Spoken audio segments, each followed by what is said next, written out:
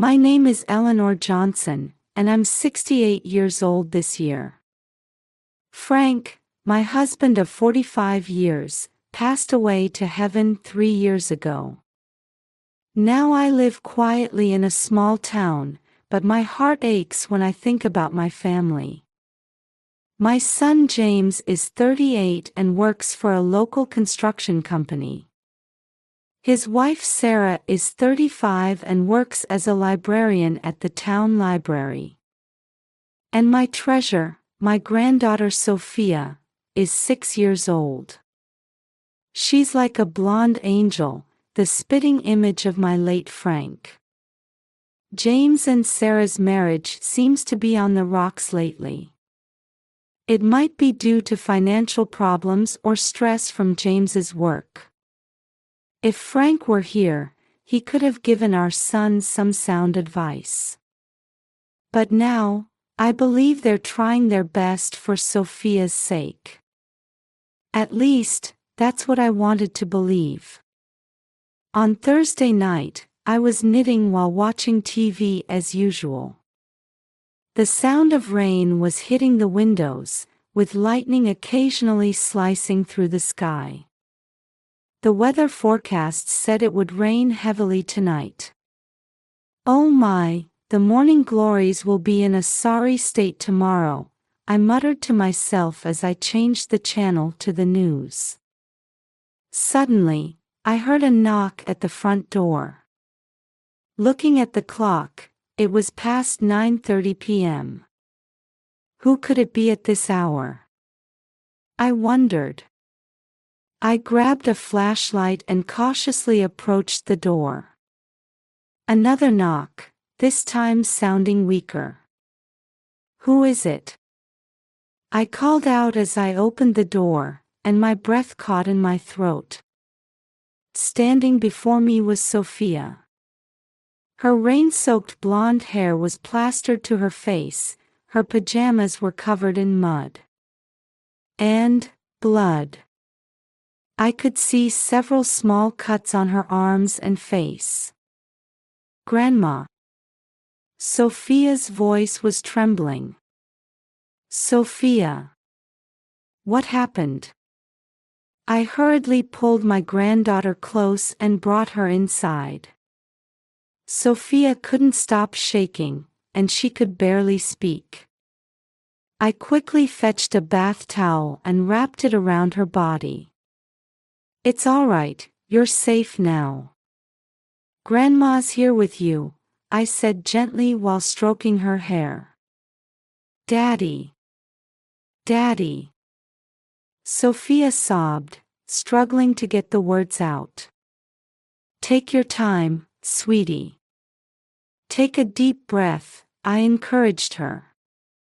After waiting for Sophia to calm down a bit, I gently asked, what happened? Why did you come alone in the middle of the night like this? Sophia, with tears welling up in her big eyes, hesitantly began to speak. Daddy got angry, he hit me. The moment I heard those words, something inside me froze. James, hitting his own daughter. Unable to believe it, I was about to ask for more details when Sophia collapsed in my arms as if all her strength had left her. Sophia. Sophia. I quickly picked her up and laid her on the sofa. Thankfully, she seemed to still be conscious. It's okay, you're safe now, I reassured her while considering my next move. First, I needed to contact Sarah. It took a while to calm Sophia down. While giving her some warm cocoa, I spoke to her gently. Sophia, it's all right. Grandma's here with you. When you're ready, can you tell me what happened? Sophia, clutching the mug with trembling hands, began to speak in a small voice. Daddy was scary. Daddy was scary. Why? I asked. Daddy yelled loudly, and then Sophia's words caught in her throat. And then I prompted gently. He pushed me. I hit the wall. Sophia's eyes filled with tears again. My heart felt like it was being squeezed. Sophia, you did well to tell me. You're such a brave girl, I said. As I asked for more details, I learned that James had come home drunk and started getting angry at Sophia over something trivial. If Sarah had been there, she might have been able to stop him, but I found out she had been in the hospital for a few days. What about Mommy? Why wasn't Mommy at home? I asked. Mommy is in the hospital. Sophia's voice became even smaller. I quickly picked up the phone and dialed Sarah's cell phone. After several rings, there was finally an answer. Hello, Sarah. Is that you, Sarah? I asked urgently. Mother-in-law, what's wrong? It's so late. Sarah's weak voice came through the phone. I'm sorry, Sarah. But it's urgent. It's about Sophia. Sophia? What happened? Sarah's voice became panicked. I took a deep breath and explained the situation. Sarah's scream-like voice echoed through the phone. No. James, but because I wasn't there. Sarah's voice changed to crying. Sarah, why are you in the hospital? I asked. I fell down the stairs 2 days ago and broke my leg.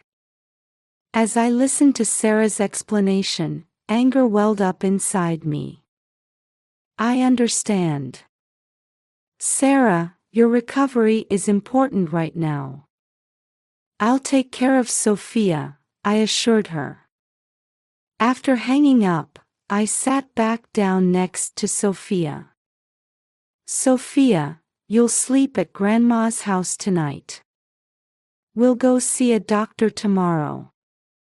Sophia nodded slightly. As I hugged my granddaughter, I was desperately trying to figure out what to do next. The next morning, I took Sophia to a pediatrician. Fortunately, there were no serious injuries, but the doctor said there was suspicion of abuse and that he would contact Child Protective Services. When we returned home after the examination, there was a message from James on the answering machine. In a drunken-sounding voice, he was asking, "Have you seen Sophia?" I sighed deeply and called James. James, Sophia is here with me, I said firmly. Huh? Why is she there? James's voice sounded confused. Do you remember what happened last night? I asked sternly. After a moment of silence, James started making excuses. I was a bit drunk, but it wasn't anything serious. Not serious. My voice became harsh. Sophia is terrified. James fell silent. Then, with a sigh, he said, "Mom, actually, there's a lot going on." He gradually began to talk. Stress at work, financial problems, and the presence of a new woman. As I listened to my son's words, anger and sadness welled up inside me. James, you've been having an affair? I asked, my voice tight with emotion. I'm sorry, Mom, his voice became small. I closed my eyes and took a deep breath. What would Frank have done if he were here? James, come here right now. We need to talk, I said firmly. After hanging up the phone, I sat down on the sofa. How did my once adorable little boy end up like this? My heart ached as I thought about Sarah and Sophia, and James's future. A while later, the doorbell rang. It was James. When I opened the door, he stood there with his eyes cast down. Come in, I said in a cold voice. Sitting James down in the living room, I began to speak quietly but with a firm attitude. James, do you understand that what you've done is unforgivable? He answered in a faint voice, still looking down. I know, but at that time. I don't want to hear excuses, I cut him off harshly. You hurt your own daughter. Blaming it on alcohol doesn't make it any more excusable. James raised his face and looked at me with tearful eyes. Mom, I really regret it. But at that time, with the stress from work and the debts. Debts? I raised my voice in surprise. What do you mean? James reluctantly opened up. He had become addicted to gambling and had accumulated a large debt. And to hide this debt, he had been borrowing money from his mistress. I was at a loss for words. Anger and sadness welled up inside me. Mom, I want to start over. I want to apologize to Sophia and Sarah. But I don't know how. I stood up and walked over to the window. As I gazed at the scenery outside, I imagined Frank's face. What would he do? I took a deep breath and turned to face James. James, you've made a terrible mistake. But you're my son. And you're Sophia's father. That's why I can't give up on you easily. A glimmer of hope appeared in James's eyes. But, I continued with a stern expression, starting over requires a corresponding level of determination. First, you need to receive treatment for alcohol addiction. And counseling for gambling addiction too. We also need to make a plan to repay your debts. I understand. I'll do anything, James nodded desperately. And most importantly, I looked him straight in the eye, you need to make amends to Sophia and Sarah. It will take a long time to regain their trust. Are you prepared for that? James answered with a serious expression. I am. No matter how long it takes, I'll win my family back. I let out a small sigh of relief. I'm not sure if this is true repentance or just temporary remorse. But I have no choice but to believe in my son and guide him. All right. The real trial starts now. I'll support you as much as I can. But as I said, Sophia and I will be living here for a while. Until I can confirm that you've really changed. James looked sad but nodded in understanding. I understand. Mom, thank you. I promise I'll regain everyone's trust. After he left, I let out a deep sigh. I sincerely hoped this would be the first step towards family reconciliation. A few days after the conversation with James, an unexpected development occurred. The police contacted me with news that James had been arrested. It was revealed that he had been involved in illegal fundraising to cover his debts. When I heard this news, my heart was filled with complex emotions. My son's actions were unforgivable, but as a mother, I couldn't help but worry about his future. On the day Sarah was discharged from the hospital, we had a discussion at her house. Sarah, though using crutches, had an expression that conveyed a strong will. "Mother-in-law, thank you so much," Sarah grasped my hand tightly.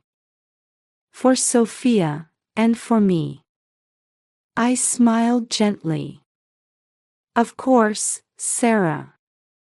You're my precious family." Just then, the doorbell rang. When I opened it, my daughter Linda was standing there. "Mom, I heard what happened."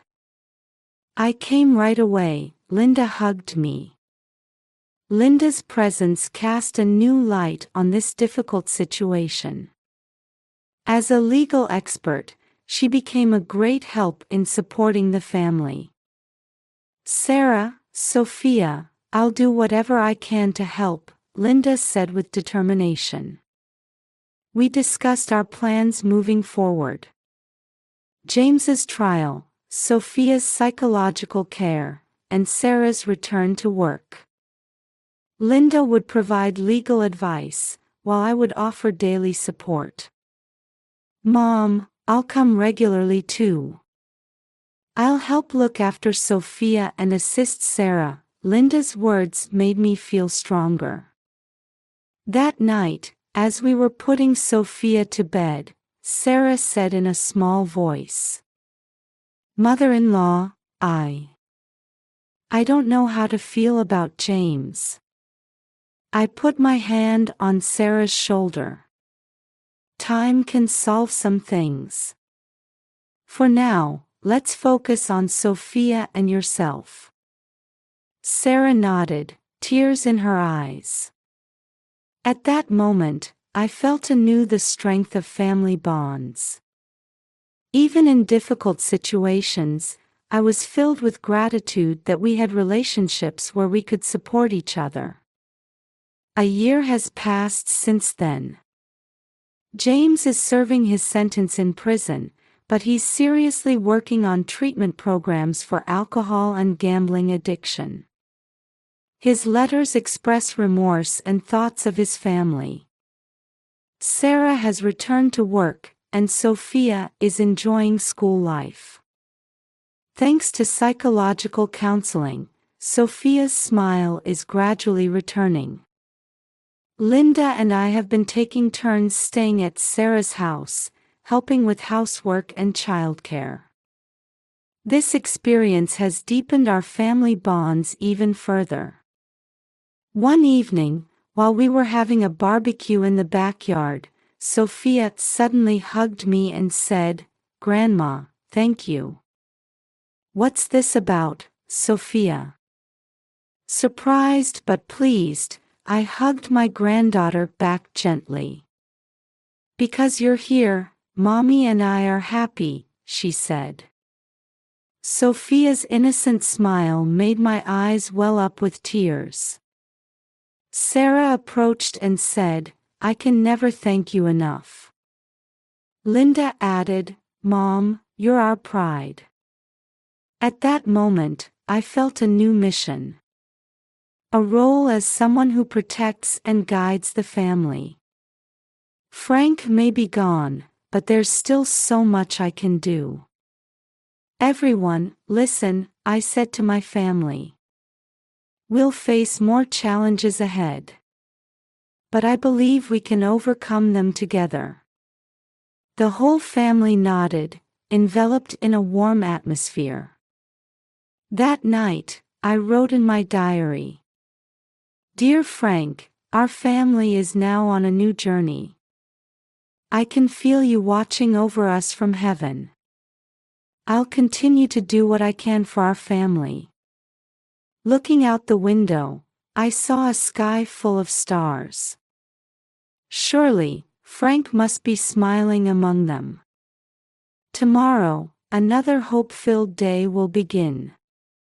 I took a deep breath and drifted off to sleep with a peaceful mind.